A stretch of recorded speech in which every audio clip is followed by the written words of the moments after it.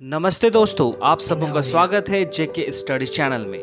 तो आप सभी को कैसे हैं? आशा करते हैं आप लोग अच्छे होंगे और अपना ध्यान दे रहे होंगे। तो आज का जो वीडियो है वो है इंडिया शब्द को लेके।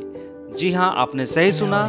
जैसा आप सबों को पता है कि भारत में इस वर्ष G20 की अध्यक्षता सौंपी गई थी और G20 का जब सम्मेलन हुआ उसके बाद से ही यह बहुत ही गरमाया हुआ था कि अब इंडिया शब्द का प्रयोग नहीं किया जाएगा और इंडिया शब्द की जगह पे भारत शब्द का प्रयोग किया जाएगा। तो वहीं पे अब NCERT की जो पुस्तक है, पाठ्य पुस्तक है, वहाँ पे अब इंडिया की जगह भारत शब्द का प्रयोग किया जाएगा। ये बातें सामने आ रही है। NCERT मतलब राष्ट्रीय शिक्षण अनुसंधान एवं प्रशिक्षण परिषद के द्वारा पाठ्यक्रम में संशोधन के लिए एक गठित उच्च स्तरीय समिति ने सभी स्कूली पाठ्य पुस्तकों में इंडिया के जगह भारत शब्द के इस्तेमाल की सिफारिश की है। इसके बाद राजनीति गर्म हो गई है। हालांकि NCERT के जो अध्यक्ष हैं दिनेश सकलानी ने कहा कि समिति की सिफारिशों पर अभी कोई निर्णय नहीं लिया गया है। समिति के अध्यक्ष CE आइजक के अनुसार समिति ने पाठ्य पुस्तकों में इंडिया के जगह भारत शब्द के इस्तेमाल, प्राचीन इतिहास के स्थान पर क्लासिकल हिस्ट्री शुरू करने, सभी विषयों के पाठ्यक्रम में भारतीय ज्ञान प्रणाली शुरू करने की सिफारिश की है। इसके बाद सकलानी के बयान सामने आया है जिसमें उन्होंने कहा है कि समिति की सिफारिशों पर अभी कोई निर्णय नहीं लिया गया है।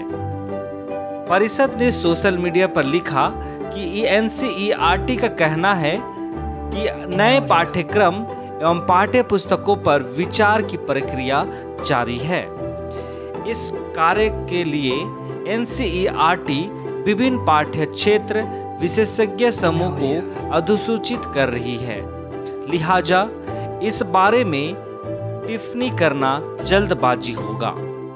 आइजक ने PTI भाषा में कहा कि समिति ने सर्वसम्मति से सभी कक्षाओं की पाठ्य पुस्तकों में भारत शब्द के इस्तेमाल की सिफारिश की है। इस प्राचीन इतिहास के स्थान पर क्लासिकल हिस्ट्री पढ़ाने की भी अनुशंसा की है। उन्होंने कहा कि भारत सदियों पुराना नाम है। 7000 साल पुराने विष्णु पुराण जैसे प्राचीन ग्रंथ में भारत शब्द का इस्तेमाल किया गया है। आपको बता दें कि भारत नाम पहली बार आधिकारिक तौर पर तब सामने आया जब सरकार ने हाल ही में नई दिल्ली में हुए G20 शिखर सम्मेलन के दौरान प्रेसिडेंट ऑफ इंडिया के बजाय प्रेसिडेंट ऑफ भारत के नाम से निमंत्रण भेजा था। सम्मेलन के दौरान प्रधानमंत्री के नाम पट्टिका पर भी इंडिया के बजाय भारत लिखा गया था।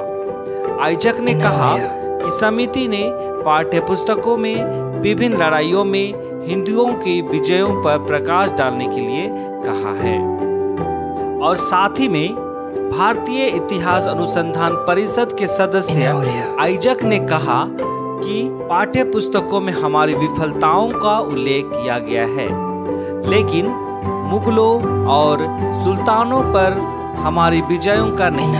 उन्होंने कहा कि अंग्रेजों ने भारतीय इतिहास को 3 चरणों प्राचीन, मध्यकालीन और आधुनिक में विभाजित किया। इससे भारत को अंधकारमय, विज्ञान और प्रगति से अनभिज्ञ बताया गया।